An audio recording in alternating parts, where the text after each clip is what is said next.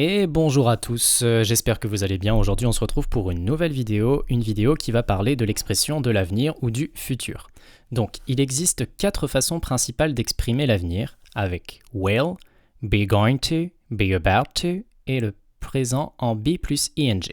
Alors certains des troisièmes ont déjà eu ce cours, j'ai essayé de remettre un petit peu plus de contenu à l'intérieur, mais la plupart ne l'ont pas eu puisque malheureusement on n'a pas eu le temps de voir, le confinement oblige. Donc, on commence avec l'auxiliaire modal will. Will s'emploie à toutes les personnes et est utilisé pour exprimer une prédiction, une décision prise sur l'instant présent ou immédiate, ou encore pour parler de l'avenir, ça va de soi. Après un pronom, on emploie très souvent la forme contractée apostrophe double L. Donc faites bien attention, il s'agit ici d'une expression donc orale, c'est-à-dire faites bien la différence toujours entre la forme écrite et la forme orale. Là, c'est toléré, mais n'en abusez pas trop quand même. Mais je vous les donne pour que vous puissiez les reconnaître, c'est normal. Donc, will not est quant à lui contracté en won't. Donc, faites bien attention à bien repérer ça. Alors, dans une phrase affirmative, will est suivi d'une base verbale. Donc là, faites bien attention à ne pas mettre de S à la troisième personne. Par exemple, cette règle ne s'applique que pour le présent simple. Ici, on est au futur. Donc faites bien attention. On va prendre la première phrase avec he, d'ailleurs. He will get a good mark. Il va avoir une bonne note. Ici, c'est une prédiction. Deuxième phrase. OK, I will be there. D'accord, je serai là. C'est une décision prise sur l'instant. We will go to London next summer. Nous irons à Londres l'été prochain. Ici, c'est bien une expression de l'avenir. She'll meet him tonight. Elle le rencontrera ce soir. Pareil, on exprime l'avenir. Et vous voyez bien ici, faites bien attention à la prononciation, she'll, donc qui est la contraction de she will meet him tonight. Dans une phrase négative, will est suivi de not et de la base verbale. Donc la règle ne change pas, vous mettez bien juste not entre will et la base verbale. On emploie souvent won't, qui est la forme contractée de will not. Exemple, I won't do it. Je ne le ferai pas. Donc ça, c'est plus utilisé à l'oral. Mais il est accepté à l'écrit. Juste, je vous le rappelle. She will not go to school tomorrow. Elle n'ira pas à l'école demain. On aurait pu dire aussi, she won't go to school tomorrow. Voilà, pour bien que vous saisissiez. Après, une conjonction de subordination de temps. Donc avec when, as soon as et once. Je l'ai mis en gros pour que vous ne fassiez pas l'erreur. On emploie le présent et jamais will. Après une conjonction de subordination de temps, comme je vous l'ai dit, when, as soon as et once. Exemple, I will do it when I have time. Je le ferai quand j'aurai du temps. Vous voyez bien que ici, on a bien donc l'expression du futur qui est avant la conjonction de subordination, mais quand vous avez une conjonction de subordination, ici when, vous devez utiliser le présent juste après, qui va être exprimé, donc qui va exprimer un futur. Je sais que ça peut paraître compliqué, vous vous dites « Ouh là là, c'est un peu rapide ». Je le comprends. C'est juste une règle qui dit que avec when, as soon as et once, vous devez employer la conjugaison du présent juste après, et non pas will. C'est juste pas possible de le faire. C'est une règle. Une fois que vous savez ça, vous avez tout compris. Une dernière chose avec will, dans une question assez simple, un peu comme avec les auxiliaires aussi, on inverse will et le sujet. Exemple, will you come with us tonight? Viendras-tu avec nous ce soir? Ou alors, est-ce que tu viens avec nous ce soir? N'hésitez pas à faire pause et n'hésitez pas également à me dire sur Pronote s'il y a des choses que vous avez peut-être moins compris.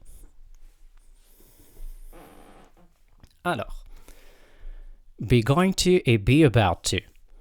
On utilise be going to plus base verbale pour exprimer une prédiction à partir de ce que l'on voit ou de ce que l'on sait, puisque vous vous rappelez bien que will exprime aussi une prédiction.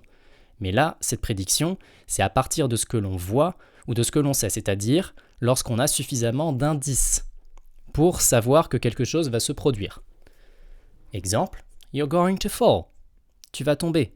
Et l'indice ici, c'est peut-être que y a quelque chose par terre qui va te faire tomber, te faire trébucher. Par exemple, moi j'ai employé ici les lacets qui sont défaits, on va marcher dessus, donc forcément on va tomber. Donc ça c'est un indice qui va nous montrer que la personne va tomber, et c'est pour ça qu'on va utiliser be going to plutôt que will. Et là ici, it's going to rain, il va pleuvoir. Pourquoi on ne dit pas it will rain? Puisque là en fait, on a un indice. Souvent, quand il va pleuvoir, on regarde un peu le ciel, on regarde le temps. Donc, on cherche des indices pour vraiment montrer que il va vraiment pleuvoir. Et là, l'indice, c'est peut-être qu'il y a des gros nuages gris dans le ciel. Ça, c'est un bon indice pour nous indiquer qu'il va pleuvoir. Alors, on utilise be going to plus base verbale, d'ailleurs, pour exprimer une intention ou pour parler d'une décision déjà prise dans le passé. À l'inverse de will, qui est une décision qu'on vient de prendre à l'instant. Donc l'exemple ici, les exemples d'ailleurs, I'm going to see a film with my friends. Je vais voir un film avec mes amis. Là on est d'accord, c'est une décision, on parle sur l'instant, mais c'est une décision qu'on a prise dans le passé, donc on est d'accord là-dessus. Et le deuxième exemple, we're going to visit Scotland during the holidays. On va visiter l'Écosse pendant les vacances. Et enfin, on utilise be about to plus base verbale, toujours, pour parler d'une action imminente. Exemple, hurry up, the train is going to depart. Dépêche-toi, le train est en train de partir et sur le point de partir. Look, the monkey is about to jump. Regarde, le singe est sur le point de sauter. Voilà, j'espère que vous comprenez bien pour le moment ce petit cours sur le futur et qu'il n'y a pas de choses qui sont encore un petit peu floues.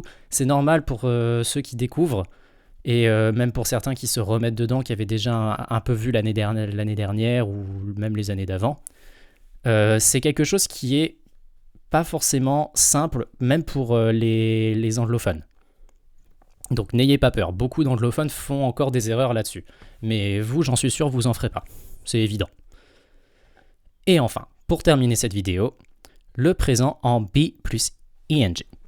On avait vu cette différence avec le présent simple et le présent en be plus ing. Mais le présent en be plus ing peut également exprimer l'avenir lorsqu'on l'emploie pour parler d'un projet personnel déjà prévu ou organisé.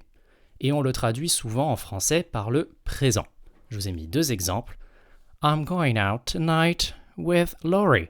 Je sors avec Laurie ce soir. Vous voyez bien qu'on a traduit cette phrase par le présent. Mais on ne parle pas du présent à l'instant présent, on parle bien de quelque chose qui va se dérouler un petit peu plus tard, dans la journée ou dans la semaine par exemple.